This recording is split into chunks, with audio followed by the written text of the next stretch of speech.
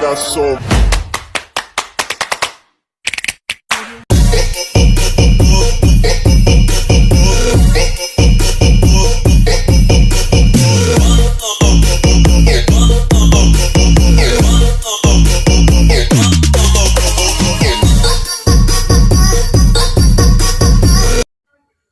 Media pembelajaran tematik terpadu kelompok 3 terdiri dari anggota Agustin, Linar, Diana, Sakti, dan Nina.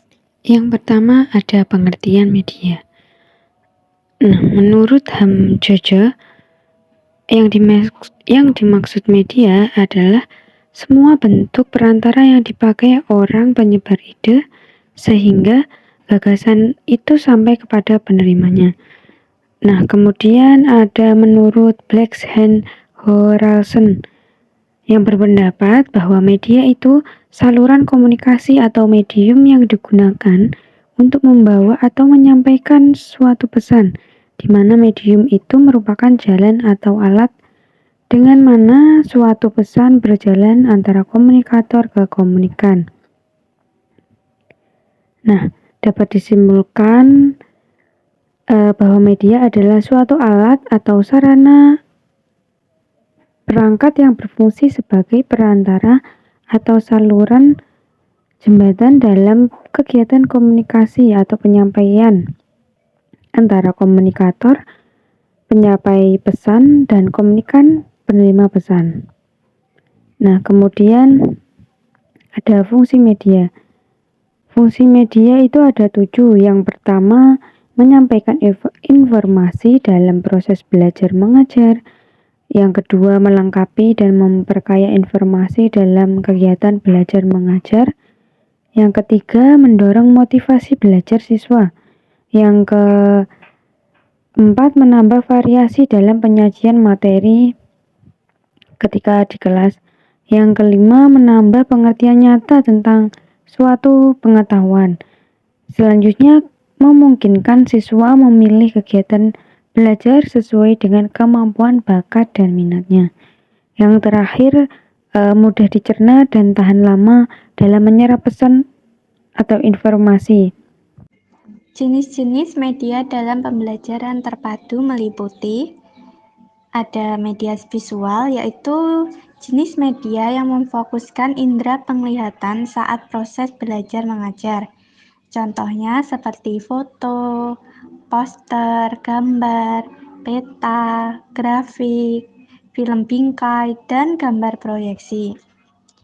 Yang selanjutnya yaitu media audio, jenis media yang difokuskan pada indera pendengaran.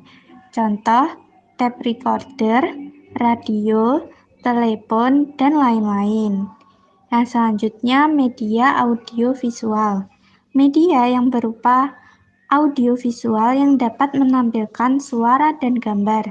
Contohnya seperti video pembelajaran, film TV, film bersuara, dan animasi bersuara. Yang selanjutnya yaitu media serbaneka, media yang telah disesuaikan dengan keadaan daerah sekitar, seperti di sekolah. Contohnya papan tulis, media 3 dimensi, realita, dan masyarakat. Yang selanjutnya yaitu media gambar fotografi, jenis media yang memanfaatkan gambar dan fotografi untuk mendukung proses belajar mengajar.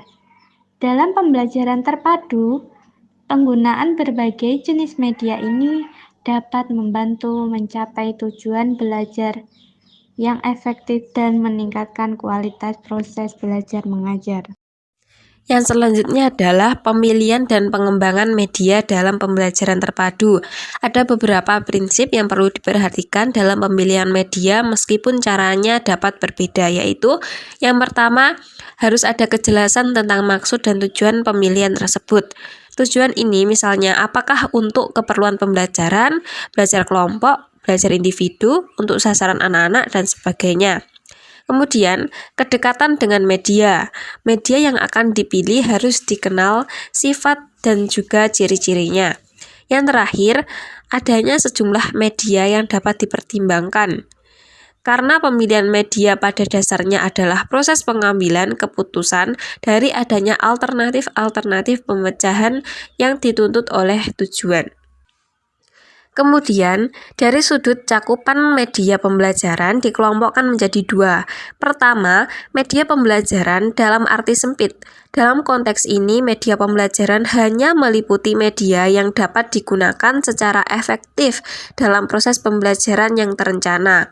Yang kedua, media pembelajaran dalam arti luas, bahwa media pembelajaran tidak hanya meliputi media komunikasi elektronik yang kompleks, tetapi juga bentuk sederhana seperti slide, foto, diagram, objek nyata, dan lain-lain. Kemudian, media pembelajaran sendiri diharapkan dapat memberikan manfaat antara lain. Yang pertama, bahan yang disajikan menjadi lebih jelas maknanya bagi peserta didik dan tidak bersifat verbalistik.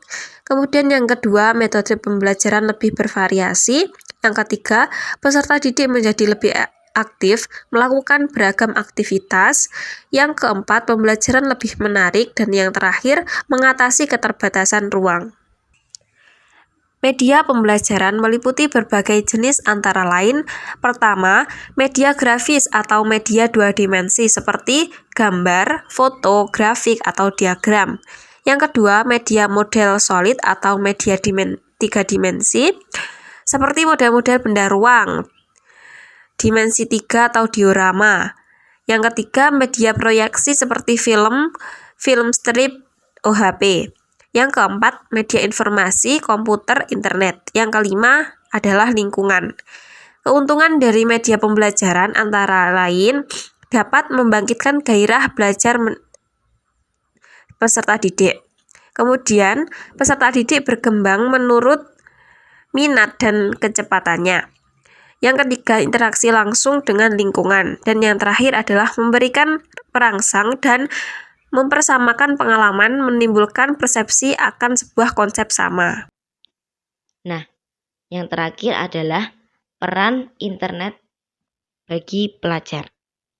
Pada dunia pendidikan, internet akan sangat baik bila digunakan sebagai salah satu sumber belajar, seperti yang dikatakan oleh Arif Sudirman 1989 yang dikutip oleh Ahmad Rohani dan Abu Rahmadi 1991. Bahwa segala sesuatu di luar peserta didik yang memungkinkan terjadinya proses belajar disebut sumber belajar, yaitu teknologi internet yang berfungsi untuk memberikan kemudahan dan keleluasaan dalam menggali ilmu pengetahuan. Nah, peran internet bagi pelajar yang pertama adalah akses ke sumber informasi. Sebelum adanya internet, masalah utama yang dihadapi oleh dunia pendidikan, khususnya pada peserta didik adalah akses ke sumber informasi. Nah, dengan adanya internet, memungkinkan mengakses kepada sumber informasi yang mulai tersedia banyak di Indonesia. Kemudian yang kedua adalah akses pakai internet. Boleh dikatakan telah menghilang batas antara ruang dan waktu sehingga memungkinkan seorang peserta didik di suatu tempat dapat berkomunikasi dengan seseorang pakar atau ahli yang memungkinkan bisa membantu dalam pengembangan daya kemampuan berpikir kritis. Yang terakhir, media kerjasama. Kolaborasi atau kerjasama antara pihak-pihak yang terlibat dalam bidang pendidikan dapat terjalin dengan mudah dan lebih efisien, seperti yang dapat dilakukan oleh mahasiswa di suatu tempat dengan mahasiswa lain di tempat lainnya, dengan cara berdiskusi atau saling bertanya dan bertukar informasi mengenai suatu hal.